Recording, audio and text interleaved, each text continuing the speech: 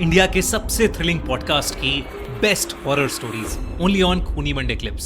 Subscribe now. Kamakhya के आगे जगह है 0। देखिए, पता है मुझे। हाँ, गए हो कभी? नहीं गया नहीं हूँ मैं। कभी जाना। Beautiful place, beautiful. वहां पर बड़ी चीजें हैं वहाँ पे एक म्यूजिक फेस्टिवल होता है, zero festival, and it's a beautiful place. मतलब घूमने जा रहे हो ना, तो उससे बेहतर कुछ नहीं है। पर वहां पर एक पूरा फॉरेस्ट है और उस फॉरेस्ट में आपको ऐसे बहुत सारे किस्से, बहुत सारी चीजें आपको मिलेंगी। अच्छा मैम, जैसे कामाख्या की आपने बात करी, तो ये कामाख्या देवी टेम्पल का क्या लेजेंड है? अभी अभी एकदम से सोशल मीडिया पे वापस से एकदम धीरे धीरे ब्लास्ट होने लगा है। मैंने ही करा है। अच्छा ओके, आप मैंने ही ही हो। करा है। मैं ही हूँ वो करता धरता जिसने बहुत ज्यादा हाँ, बढ़ाया। शक्तिपीठ है, मुझे ये बहुत पता है, बड़ा शक्तिपीठ, और शायद सबसे बड़ा शक्तिपीठ है। सबसे बड़ा शक्तिपीठ है। उसके बारे में कुछ? माँ की योनि वहां पर गिरी थी और माँ कामाख्या वहां पे वास करती हैं और असीम शक्ति का गढ़ है वो एक ऐसी जगह है जहां पर आपको पता है, लोगों ने मुझसे स्पेशली बोला कि माँ को बोलो वहां के लिए एक पॉडकास्ट बनाए। इतनी डिमांड है ना उस पॉडकास्ट की कि मैं आपको बता नहीं सकती हूँ।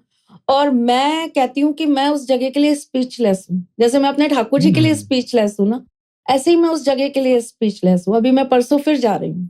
हाँ, आपने बताया। हाँ, और मुझे नहीं पता, मतलब वो वर्ड्स ही नहीं है जो मैं आपको एक्सप्लेन कर सकूं कि मुझे वहां जाकर क्या अनुभव हो रहा है।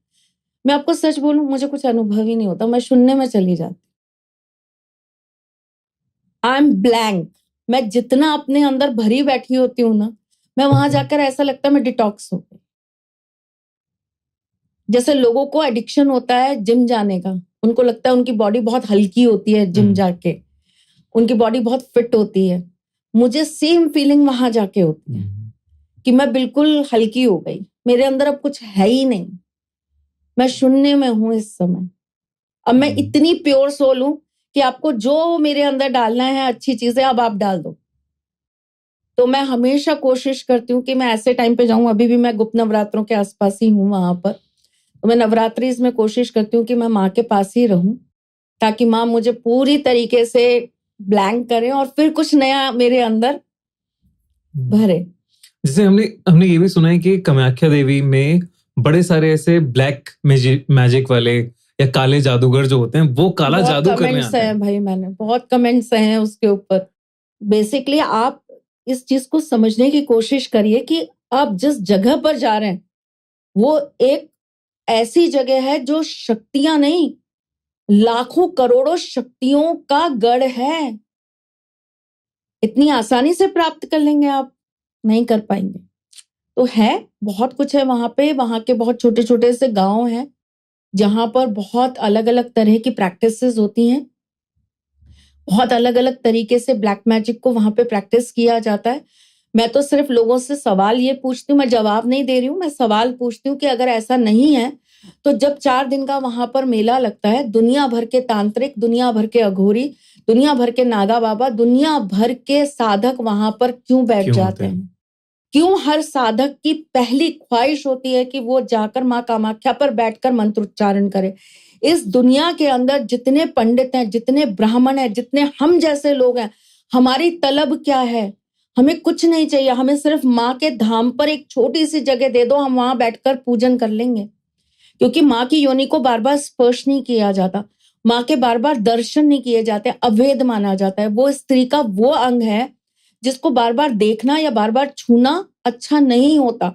तो वहां के जो असली पंडित हैं, देखिए, जो कमर्शियल पंडित है, जो पैसे ले रहे हैं, उनका मुझे पता नहीं, लेकिन जैसे हमारे पास हैं, हमारे बहुत पुराने पंडित हैं जो माँ कामाख्या में ही बहुत सालों से उनके पूर्वज रह रहे हैं, न जाने कितने सालों से माँ की वहां पर सेवा कर रहे हैं। वो हमें भी मना कर देते हैं कि दीदी नहीं, आज आपने दर्शन कर लिया ना, कल दोबारा मत आना।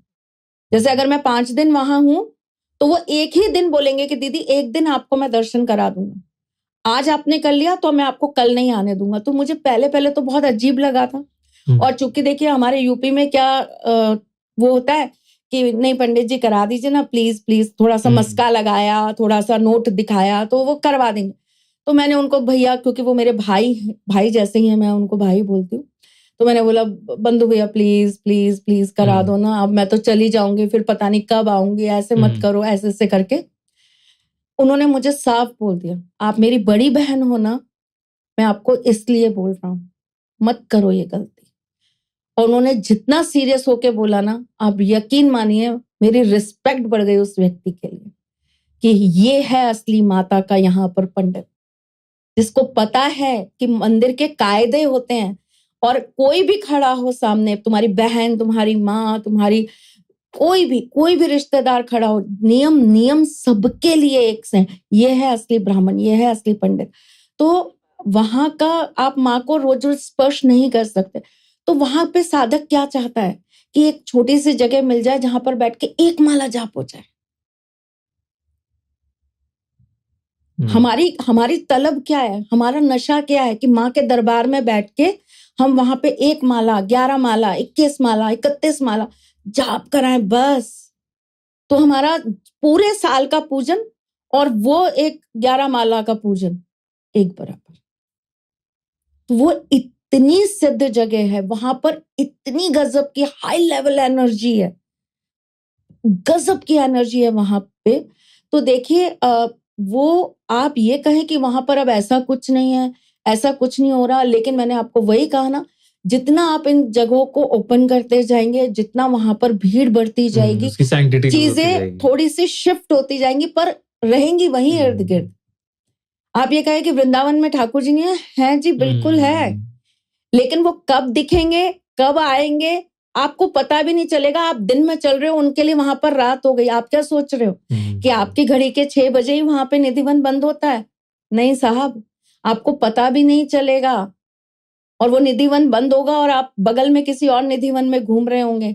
आप ठाकुर जी की दुनिया में हैं, आप कैसी बातें कर रहे हैं? आप उस दुनिया को अनुभव कर सकते हैं, आपको समझ आता है वो दुनिया कैसी है। मैं एक छोटा सा इंसिडेंट आपके साथ यहाँ पर, क्योंकि आपका है सारा ब्लैक, तो मैं ब्लैक ही एक आपके साथ इंसिडेंट अपनी लाइफ का शेयर करती हूँ।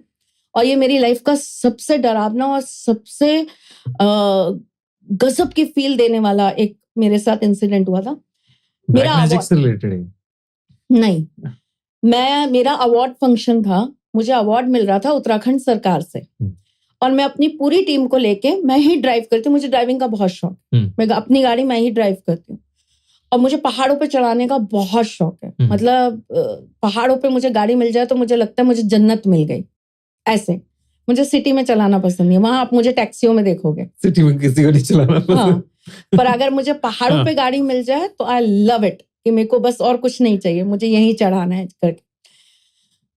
मैं गई थी उत्तराखंड, गाड़ी मैं ड्राइव कर रही थी, रात के बजे होंगे करीबन 12:30 पौने 1 बजे की बात है। मेरी गाड़ी जैसे ही हरिद्वार से चली और जो देहरादून के लिए हम जाते हैं, तो देहरादून वाले मोड़ से ऐसे मुड़ी, वहां पर एक शेर घाटी है, एक जंगल है पूरा का पूरा, अगर आप कभी गए हो तो वो एक घाटी सी है। वहां से मेरी गाड़ी ऐसे टर्न हुई और टर्न होते ही मेरी गाड़ी रुक गई खराब होके रुक गई। हाँ। खराब हुई नहीं हुई आई डोंट नो। हाँ। और मेरी गाड़ी एकदम वहां पर खड़ी हो गई। नई गाड़ी, मेरे पास इनोवा थी, तो ये भी नहीं है कि इनोवा कोई ऐसी गाड़ी है जो एकदम से बैठ जाएगी। हाँ। या कुछ हो जाएगा, और इतना चली भी नहीं कि जिसको मैं बोलूं कि भैया मैंने 24 घंटे गाड़ी चलाई है तो अब गाड़ी बोल गई करके। हाँ। भारी गाड़ी है। चलिए खैर कोई बात नहीं। तो मेरा ड्राइवर मेरे साथ में ही था, तो उन्होंने बोला कि माँ आप बैठो, मैं बाहर उतर के देखता हूँ, क्योंकि ठंड का टाइम है। तो माँ मैं उतर के देखता हूँ, आप बैठो और देख कर आते हैं कि क्या दिक्कत आ रही है। उन्होंने चेक करना चालू किया, तो उन्होंने बोला माँ 10 मिनट गाड़ी बंद करके रखते हैं, हो सकता है हीट हो गई हो, तो 10 मिनट बाद चलेंगे। तो मेरी टीम में एक लड़का है, वो उतरा और उसने बोला माँ मैं आता हूँ। मैंने कहा तू कहाँ जा रहा है भाई? उसको सुट्टा पीने की आदत है। तो बोला माँ मैं आता हूँ, लेकिन मेरे सामने कभी ना पीता है ना बोलता है ये बात। ठीक है, एक पर्दा होता है हर किसी के बीच है, ठीक है वो पर्दा है। वो उतर के गया और वो सामने ऐसे हमको जाता हुआ दिखा, क्योंकि थोड़ा सा ठंड की रात थी और अंधेरा बहुत था, तो कुछ समझ में नहीं आ रहा था। तो वो ऐसे सामने से गया और थोड़ा सा हमको जाता हुआ दिखा कि ये इधर की तरफ जा। ठीक है, मैं गाड़ी के अंदर बैठी थी, मेरे साथ मेरे 3 ब्राह्मण और बैठे थे। मेरा अपना ब्रदर जो है वो खुद ब्राह्मण है और वो सारे मेरे पूजा पाठ वगैरह वही करता है। तो वो और मैं अपनी बातें करने लगे। तो जो 2 ब्राह्मण और थे हमारे साथ, वो बोले माता जी हनुमान चालीसा का पाठ करें। तो मैं और मेरा ब्रदर ऐसे एक दूसरे को देख के और हंस गए कि हम राजस्थानी में जैसे बात करते हैं, मैं राजस्थानी हूँ। तो मैंने बोला डर लग गो या नहीं? डर वो लग रहा है ऐसे। हाँ, तो वो भी हंसने लगा, बोले अरे ब्राह्मण होके डर रहे हो, हनुमान चालीसा पढ़ेंगे, क्या बात कर रहे हो, ऐसे ऐसे बोलने लगे। खैर मजाक में बातें चल रही थी। ड्राइवर मेरा बाहर खड़ा है और एक और मेरा स्टाफ वो सबसे पीछे वाली सीट पे बैठा था। ऑल ऑफ द सडन वो सामने से ऐसे भागता हुआ आया और आके मतलब वहीं से चिल्लाता हुआ कहता, माता सब गाड़ी में घुस जाओ, सब गाड़ी में घुस जाओ, गाड़ी के शीशे बंद कर दो, सब गाड़ी में घुस जाओ।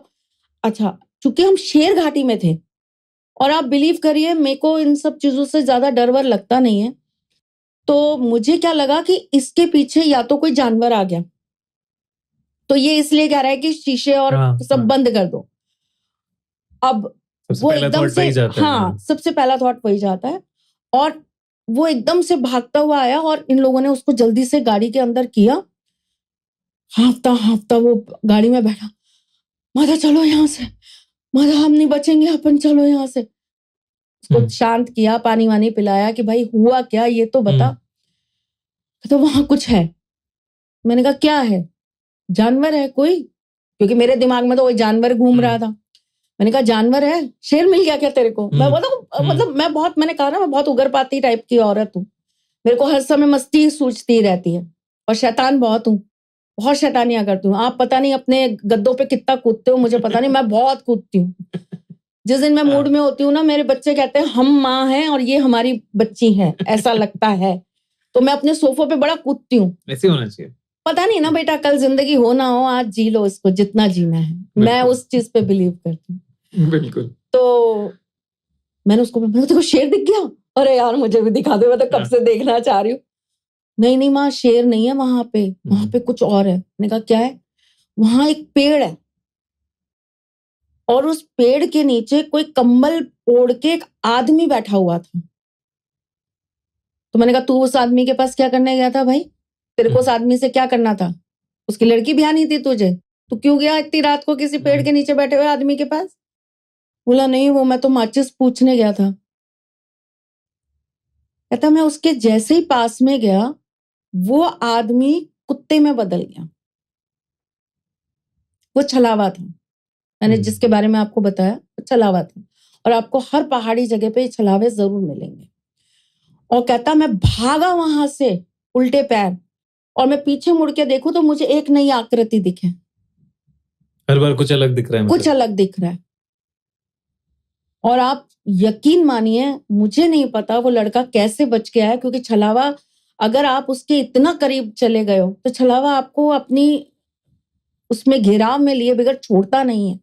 उसके ऊपर पता नहीं माता रानी की कौन सी कृपा थी उस बच्चे पे, या उससे पहले दिन में उसने गंगा जी में डुबकी लगाई थी तो शायद उसका पुण्य उसको मिल रहा था, मुझे नहीं पता।